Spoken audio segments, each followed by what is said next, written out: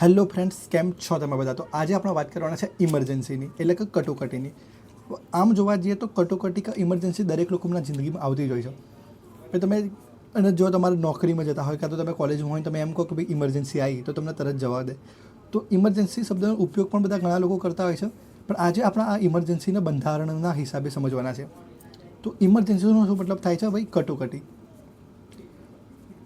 તો આજે આપણે કટોકટીને કમ્પ્લીટ રીતે સમજવાના છે. તો સૌથી પહેલાં વાત કરીએ ઇમરજન્સીની. તો ઇમરજન્સીમાં શું શું આવે? તો આપણે નોર્મલી આપણા ઘરે જોવા જઈએ તો ભાઈ કોઈ એકદમથી બીમાર થઈ જાય તો આપણે એને શું કહીશું? ભાઈ ઇમરજન્સી છે. કાં તો કંઈક અચાનક કોઈ પ્રસંગ આવી જાય છે તો એવાને પણ આપણે ઇમરજન્સી કહી શકાય. તો એવી દરેક વસ્તુ કે જે આપણે વિચારી ના હોય ને એવી વસ્તુ થઈ ગઈ, બરાબર ને, એ અશક્ય હતી પણ એ થઈ ગઈ, તો એને આપણે ઇમરજન્સી કહીશું. તો એ રીતે દેશમાં પણ એવી ઘણી બધી વસ્તુ હોય છે કે જે અચાનકથી થઈ જાય છે અને એટલા માટે જ આપણને ઇમરજન્સી લાવવી પડે છે. હવે ઇમરજન્સીને થોડુંક સમજતા પહેલાં આપણે અમુક વસ્તુને સમજી લઈએ.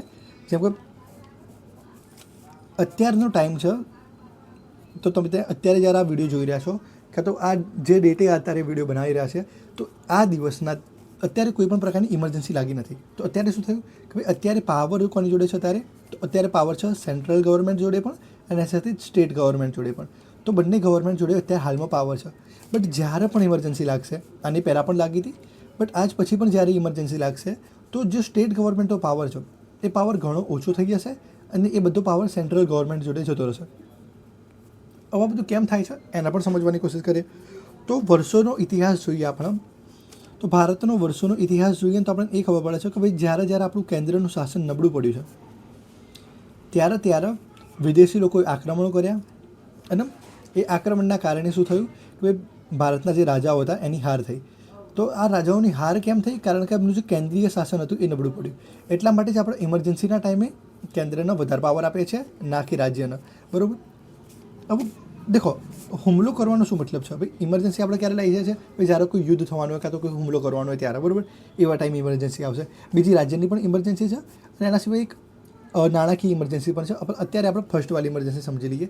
દરેક વસ્તુ ધીમે ધીમે સમજીશું, સેક્શન આર્ટિકલ વાઇઝ પણ સમજીશું. બટ એક વસ્તુ સમજો કે કોઈ વ્યક્તિ હુમલો કેમ કરશે કાં તો કોઈ વ્યક્તિ તમારી ઉપર યુદ્ધ કેમ કરશે? આ આપણો દેશ છે. તો જ્યારે કોઈ દેશને એવું લાગશે કે એ બહુ જ પાવરફુલ છે ત્યારે એ આપણી દેશ ઉપર હુમલો કરશે, યુદ્ધ કરશે.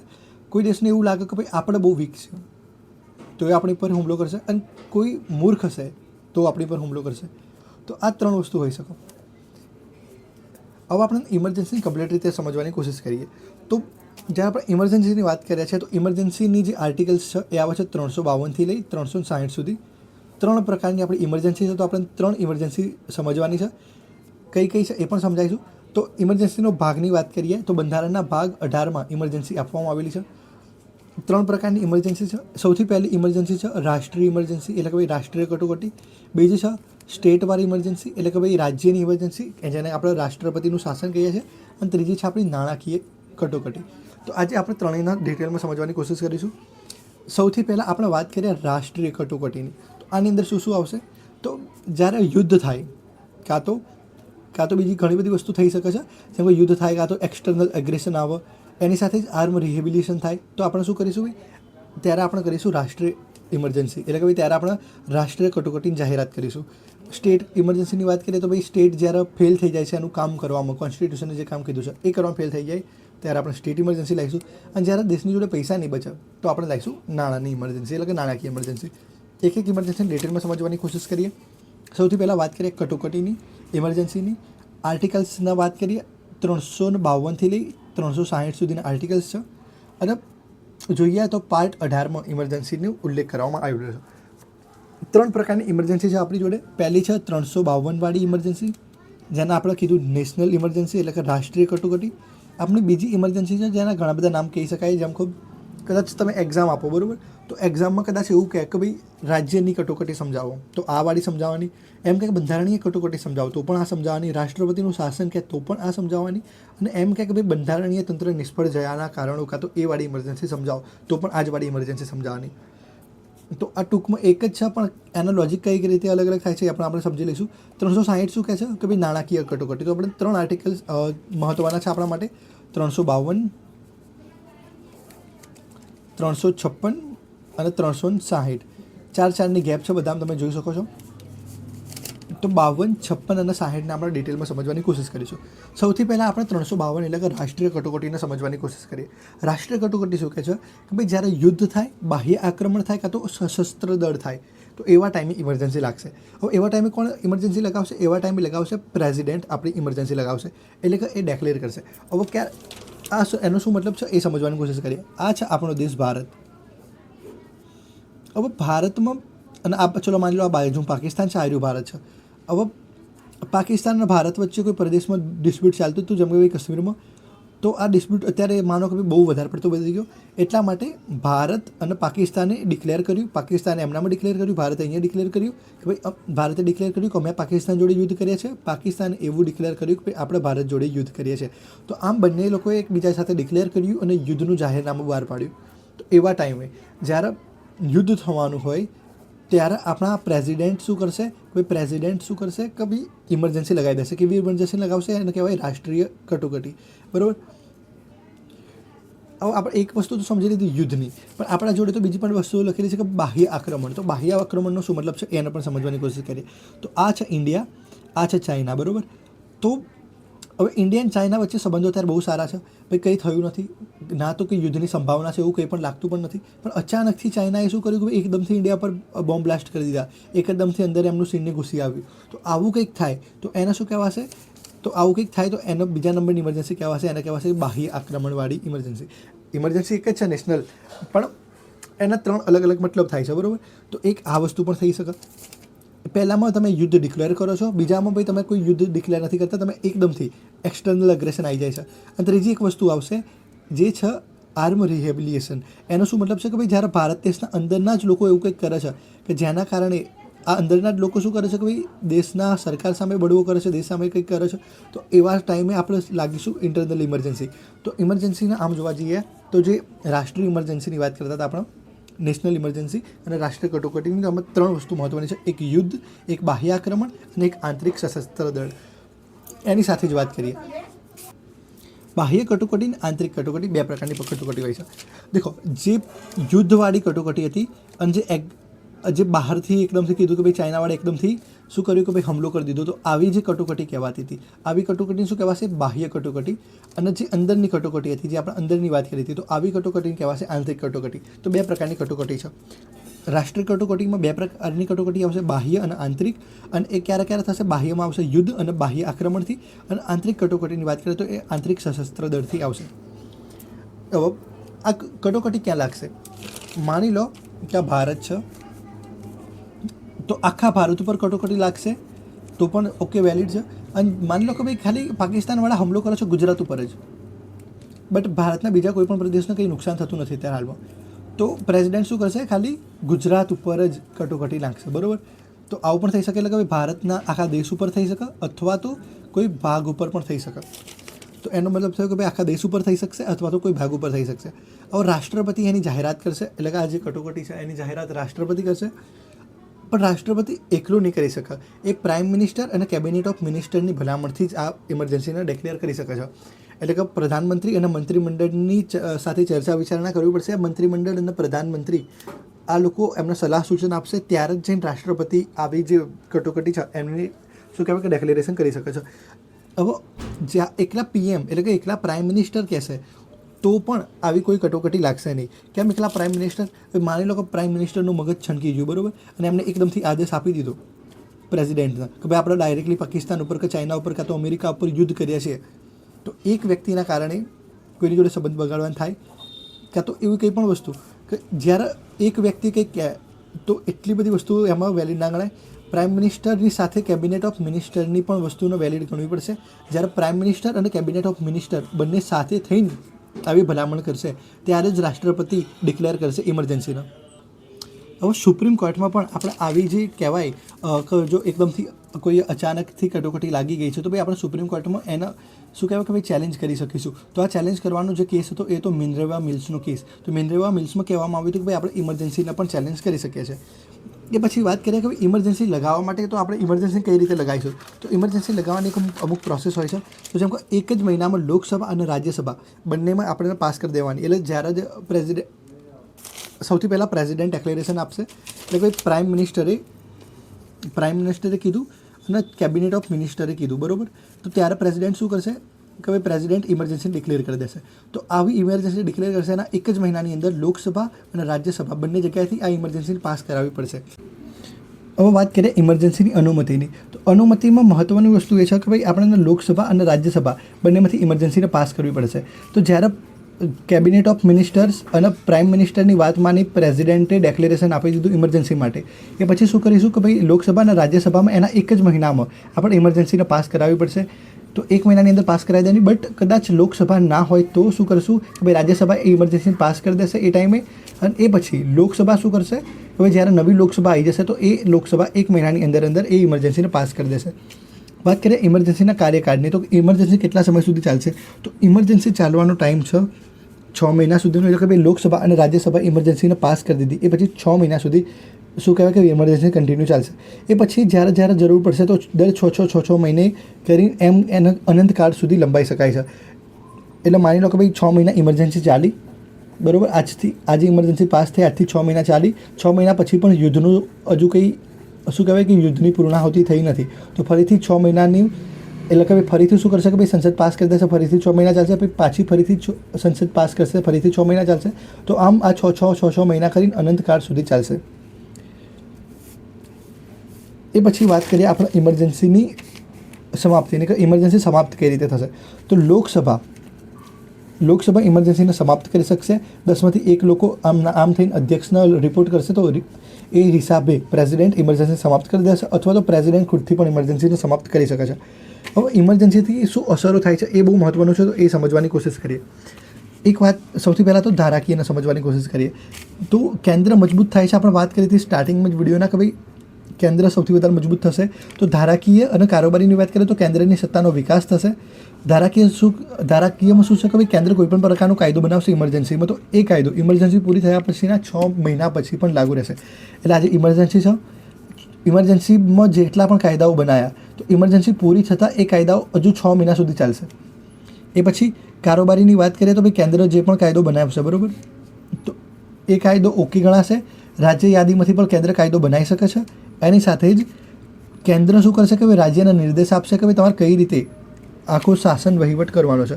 પછી નાણાકીયની વાત કરીએ તો જે ટેક્સ છે એમાં ફેરફાર કરી શકાય છે. પછી અનુદાનને ઓછું કરી શકાય છે, અથવા તો એને કમ્પ્લીટલી સમાપ્ત કરી દેવાય છે. એટલે ભાઈ કેન્દ્ર સરકાર દરેક રાજ્ય સરકારને અમુક પૈસા આપે છે, જેમ કે ભાઈ અનુદાન આપશે, જેમ કે ગુજરાતના, મહારાષ્ટ્રના, રાજસ્થાનના એમ અનુદાન આપશે. તો આવા કટોકટીના સમયે અનુદાન ઓછું પણ કરી શકાય, અથવા તો કમ્પ્લીટલી બંધ પણ કરી શકાય. એ પછી વાત કરીએ લોકસભા અને વિધાનસભાના કાર્યકાળની. તો જ્યારે પણ ઇમરજન્સી લાગશે તો લોકસભા અને વિધાનસભાના કાર્યકાળને આપણે શું કરીશું કે ભાઈ એને ઇન્ક્રીઝ કરી દઈશું. એટલે કે લોકસભા અને વિધાનસભાનો કાર્યકાળ 5 વર્ષનો હોય છે, પણ આપણે એને ઇન્ક્રીઝ કરી દઈશું ઇમરજન્સીના ટાઈમે. અને એ કઈ રીતે ઇન્ક્રીઝ કરી શકાય? તો 6 મંથનું કરી શકાય. એટલે કે પહેલાં તો ઇન્ફિનિટી સુધી કરી શકાય. એટલે કે આ જે ઇમરજન્સી લાગી, તો જ્યારથી ઇમરજન્સી જ્યાં સુધી ચાલુ છે ત્યાં સુધી તમે શું કરશો કે ભાઈ લોકસભા અને વિધાનસભાનો જે કાર્યકાળ છે એ ચાલવા દોશો. એ પછી જ્યારે ઇમરજન્સી પૂરી થઈ તો એના 6 મહિના સુધીમાં તમારે નવી ઇલેક્શન કરાવી દેવું પડશે. એ પછી વાત કરીએ તો આર્ટિકલ 19 કમ્પ્લીટલી બંધ થઈ જાય છે ઇમરજન્સીમાં. એટલે કે આર્ટિકલ 19નો સંપૂર્ણપણે નાશ થઈ જાય છે. આર્ટિકલ 32 એટલે કે જે તમારા ફંડામેન્ટલ રાઇટ્સનું વાયોલેશન થયું હોય તો ત્યારે તમે સુપ્રીમ કોર્ટ જઈ શકો છો. એ વસ્તુ પણ એ ટાઈમે સસ્પેન્ડ થઈ જાય છે. પછી 21 અને 20 એ ક્યારે પણ સસ્પેન્ડ થતું નથી. 3 પ્રકારની નેશનલ ઇમરજન્સી લાગી છે. 1962માં લાગી, ચીન જોડે યુદ્ધ કરતા હતા ત્યારે. 1970માં લાગી જ્યારે આપણે પાકિસ્તાન જોડે યુદ્ધ કરતા હતા. અને 1975માં લાગી જ્યારે આંતરિક કટોકટી થઈ ગઈ. ચલો, આપણે નેશનલ ઇમરજન્સી સમજી લીધી છે, એટલે કે રાષ્ટ્રીય કટોકટીને કમ્પ્લીટલી સમજી લીધી છે. હવે આપણે સમજીશું રાજ્યની કટોકટીને. તો એના સાથે સમજીશું કે ભાઈ રાજ્ય આ બંધારણીય આ અલગ અલગ નામ કેમ છે. તો આને સમજવા માટે એક સિમ્પલી વસ્તુ છે કે ભાઈ માન લો આ ગુજરાત છે. હવે ગુજરાત ગવર્મેન્ટમાં કોઈ કટોકટી લાગશે, એટલે ભાઈ ગુજરાત દેશ ઉપર કોઈ કટોકટી લાગશે તો એને રાજ્ય કટોકટી કહેવામાં આવશે, બરાબર. એટલે કે રાજ્યની કટોકટી. હવે જ્યારે ગુજરાતની ગવર્મેન્ટ એટલે કે ગુજરાત સરકાર શું કરે છે કે ભાઈ બંધારણ મુજબ ગુજરાત સરકાર જ્યારે બંધારણ મુજબ કામ નથી કરતી તો એને શું કહેવાશે કે ભાઈ બંધારણીય તંત્રની નિષ્ફળતાના કારણે આપણે ઇમરજન્સી એટલે કે કટોકટી લાગે છે. એટલે આને શું કહેવાશે? બંધારણીય કટોકટી. અને જ્યારે બંધારણ બંધારણમાં જે મશીનરી આપેલી છે, બંધારણની મશીનરીના એટલે કે ભાઈ જે બંધારણીય તંત્રમાં જે કામ લખેલું છે એ કામ જ્યારે રાજ્ય કરવામાં અસમર્થ હોય ત્યારે રાષ્ટ્રપતિ આ રાજ્યમાં એનું શાસન સ્થાપી દે છે. એટલા માટે આને કહેવાય છે રાષ્ટ્રપતિ શાસન. તો એ જ માટે આના 4 નામ છે, એટલે કે રાજ્ય કટોકટી, પછી બંધારણીય કટોકટી, રાષ્ટ્રપતિ શાસન અને બંધારણીય તંત્રનું નિષ્ફળ જવું.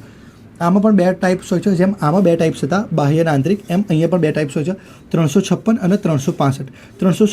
356 શું કહે છે કે ભાઈ આ જ વાત કે જ્યારે ભાઈ બંધારણીય તંત્ર નિષ્ફળ જાય તો 356 લાગશે, અને 365 એમ કહે છે કે ભાઈ જ્યારે આ રાજ્ય છે તો રાજ્યના કેન્દ્ર અમુક નિર્દેશ આપે છે, તો જ્યારે કેન્દ્રના નિર્દેશો રાજ્ય માનવામાં અસમર્થ હોય, કાં તો સક્ષમ ના હોય, કાં તો આ રાજ્ય છે એ કેન્દ્રના નિયમો નથી માનતો, ત્યારે પણ આવી ઇમરજન્સી લાગુ કરી શકાય છે. એટલે કે ત્યારે પણ રાષ્ટ્રપતિ આનું શાસન સ્થાપી શકે છે. હવે અનુમતિની વાત કરીએ કે ભાઈ ક્યારે આની અનુમતિ મળશે.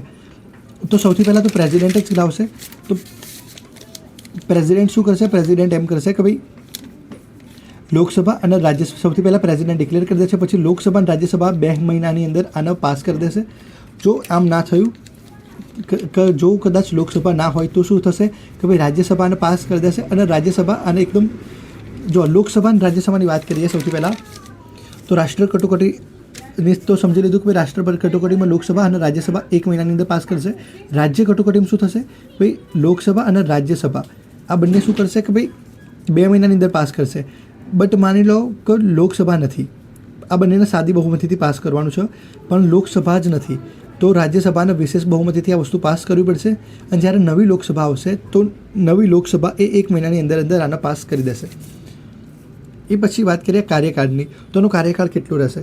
તો કાર્યકાળ પહેલાં જની જેમ જ 6 મહિનાનો રહેશે, પણ અહીંયા 2 ટાઈપના કાર્યકાળ છે, તો એ બંને કાર્યકાળને આપણે સમજવાની કોશિશ કરીએ. સૌથી પહેલો કાર્યકાળ શું કહે છે કે ભાઈ જ્યારે રાષ્ટ્રપતિ આવું જાહેરનામું બહાર પાડે છે, એટલે ભાઈ માન લો આ ગુજરાત સરકાર છે, બરાબર, ગુજરાત સરકારે બંધારણમાં મુજબ જે કામ કરવાનું હતું એ કામ કર્યું નહીં, ગુજરાતના રાજ્યપાલે રિપોર્ટ કર્યો પ્રેસિડેન્ટને, તો રાષ્ટ્રપતિ જ્યારે આવું જાહેરનામું બહાર પાડશે ત્યારથી 6 મહિના સુધી જ, એટલે જાહેરનામું બહાર પડ્યાના 6 મહિનામાં જ શું થશે કે ભાઈ 6 મહિનાથી સ્ટાર્ટ, એ દિવસથી સ્ટાર્ટ થઈ જશે આપણી કટોકટી. પછી જ્યારે લોકસભા અને રાજ્યસભા પાસ કરશે તો એ ટાઈમથી પણ 6 મહિનાથી પાછું ચાલુ થઈ જશે. એટલે માની લો કે આજે રાષ્ટ્રપતિએ શું કર્યું કે ભાઈ એ જાહેરનામું બહાર પાડ્યું, તો આજથી સ્ટાર્ટ થઈ ગઈ 6 મહિના સુધી. હવે માની લો કે આ 2 મહિના થયા હતા અને ત્યારે લોકસભા અને રાજ્યસભાએ પાસ કરી દીધું, આ 2 મહિનાથી 6 મહિના કાઉન્ટ નહીં થાય, અહીંયાથી પાછા અલગથી 6 મહિના કાઉન્ટ થશે. તો એ રીતે આ ગેમ ચાલશે, બરાબર. હજુ પણ સમજણ ના પડી હોય તો તમે અહીંયાથી જોઈ શકો છો જે વસ્તુ કહેવા માગી છે. આ અનુમતિ તમે જોઈ શકો છો. પછી કાર્યકાળની વાત કરીએ તો કાર્યકાળનો શું મતલબ છે કે ભાઈ કાર્યકાળ તો સમજી લીધું. હવે વાત કરીએ કે સુપ્રીમ કોર્ટમાં શું આપણે આને ચેલેન્જ કરી શકે છે. તો ભાઈ આપણે સુપ્રીમ કોર્ટમાં પણ આને કમ્પ્લીટલી ચેલેન્જ કરી શકે છે. એના માટે એક કેસ છે SR બોમ્બેનો કેસ, તો જેને આપણે ડિટેલમાં સમજી લઈશું. એ પછી વાત કરીએ કે સમાપ્ત કઈ રીતે કરાશે. તો સમાપ્તનું તો સમજ્યા, પણ જ્યારે સંસદ, એક વસ્તુ ઇન્ટરેસ્ટિંગ છે કે ભાઈ જ્યારે સંસદ આવું કોઈ પણ સમર્થન નહીં આપે, એટલે કે ભાઈ પ્રેસિડેન્ટે ડેક્લેરેશન આપી દીધું પણ સંસદે આ વસ્તુને પાસ નહીં કરી, તો ફરીથી આપણે ચૂંટણી કરાવવાની રહેશે. અને આના પરિણામ શું થશે કે ભાઈ રાજ્યપાલ અથવા તો જે અન્ય વ્યક્તિઓ છે એ લોકોના હાથમાં કમ્પ્લીટલી સ્ટેટની સત્તા આવી જશે. એટલે કે ગુજરાત રાજ્ય છે, અહીંયા ઇમરજન્સી લાગી ગઈ તો આપણા રાજ્યપાલના હાથમાં કમ્પ્લીટલી વહીવટ આવી જશે, અને અન્ય એવા વ્યક્તિઓના હાથમાં વહીવટ આવશે કે જે લોકો વિધાનસભા અથવા તો વિધાન પરિષદથી જોડાયેલા ના હોય. ગુજરાતમાં વિધાન પરિષદ નથી, તો આ લોકો, એટલે કે એવા લોકો કે જે લોકો વિધાનસભાથી જોડાયેલા ના હોય એમના હાથમાં કમ્પ્લીટલી આનું સંચાલન જતું રહેશે. એ વાત કરીએ પછી હાઈકોર્ટને આની કોઈપણ પ્રકારની અસર થતી નથી. અને ગુજરાતમાં પણ કટોકટી લાગેલી છે, અને ઘણી બધી જગ્યાએ કટોકટી લાગેલી છે. એ પણ વસ્તુ પછી સમજીશું. હવે સમજી લઈએ નાણાકીય કટોકટી. માની લો કે તમારા ખીચામાં 500 રૂપિયા છે અને 500 રૂપિયા પણ ખર્ચ થઈ ગયા, કાં તો તમને ખબર છે કે ભાઈ 500 રૂપિયા 2 દિવસમાં ખર્ચ થઈ જશે અને પછી તમારી જોડે કોઈ પણ પૈસા નહીં બચે. તો એમ દેશની જોડે પણ કરોડો, હજારો કરોડો રૂપિયા હોય છે, પણ જ્યારે દેશને એવું લાગશે કે ભાઈ આ પૈસા સમાપ્ત થઈ જશે અને હવે આપણી જોડે કોઈ પૈસા નહીં બચે, તો એનો મતલબ થયો ભાઈ નાણાકીય કટોકટી. તો નાણાકીય કટોકટીને અત્યારે સમજવું બહુ જરૂરી નથી, પણ નાણાકીય કટોકટી બહુ નાની છે, તમને ઇઝીલી ખબર પડી જાય એવી જ છે કે ભાઈ રાષ્ટ્રપતિને લાગશે તો એ નાણાકીય કટોકટી ચાલુ કરી દેશે, અને એ જ બધી વસ્તુઓ છે નોર્મલી, અને એ રીતે જ પાસ કરવાનું પણ એ છે, અને કાર્યકાળ પણ અનંતકાળ સુધી છે, બરાબર. આ વસ્તુ યાદ રાખજો કે ભાઈ આ રીતે આ જગ્યા પર આટલી ઇમરજન્સી લાગી હતી. બાકી આના કેસ લોની વાત કરીએ તો આપણા વોટ્સઅપ ગ્રુપમાં તમે જોઈન્ટ થઈ જતો તો આપણે ડાયરેક્ટલી તમને કેસ લો મોકલી દઈશું. ખાલી 5 જ કેસ છે, એ બી ખાલી થોડુંક વાંચી લેશો તમને ખબર પડી જશે કેસ શું કહેવા માંગે છે. જેમ કે ઇન્દિરા ગાંધીનો કેસ હતો, એ બહુ ઇન્ટરેસ્ટિંગ કેસ છે, અને બાકી પણ બહુ કંઈ કેસ છે કે ના કામ નથી. પણ SR બોમ્બેનો કેસ આપણે આના પછીના નેક્સ્ટ વિડીયોમાં થોડુંક વધારે ડિટેલમાં સમજી લઈશું. તો ઇમરજન્સી આટલી જ હતી, આના સિવાય ઇમરજન્સી બીજું કશું નથી. હા, એક વસ્તુ છે કે જ્યારે આપણે સ્ટેટ ઇમરજન્સીની વાત કરીએ છીએ તો સ્ટેટ ઇમરજન્સી એ પણ આવે, જેમ કે અત્યારે ઇલેક્શન થયું, બરાબર. ગુજરાતમાં છે 182 સીટો. હવે આ છે કોંગ્રેસ, આ છે બીજેપી અને આ છે આમ આદમી પાર્ટી. અત્યારે વાત કરીએ તો બીજેપીની જોડે 151 જેટલી સીટો છે, પણ જ્યારે આપણે કોંગ્રેસની વાત કરીએ છીએ તો એની જોડે ઓછી અને આપની જોડે પણ ઓછી સીટો છે. પણ નવું ઇલેક્શન થયું તો કોંગ્રેસના જોડે આવી 70 સીટો, બીજેપીની જોડે પણ આવી 70 સીટો, બરાબર. બાકીની સીટો આવી આપ જોડે. તો જ્યારે આવું થાય છે તો શું થશે? કોઈ આવું થાય તો પણ વસ્તુ ઇનવેલિડ ગણાશે. કેમ? કારણ કે જ્યારે કોંગ્રેસ, બીજેપી અને આપની જોડે એ રીતે સીટો આવે છે કે જ્યારે એ ત્રણેય સીટોનો શું કરશે કે ભાઈ કોઈ પણ વ્યક્તિની સરકાર નથી બનતી, બરાબર. તો અહીંયા શું થશે કે ભાઈ કોઈની સરકાર બનતી નથી, કારણ કે સરકાર બનાવવા માટે 92 સીટ જોઈશું. તો જેના જોડે 92 સીટ આવશે એની સરકાર બનાશે.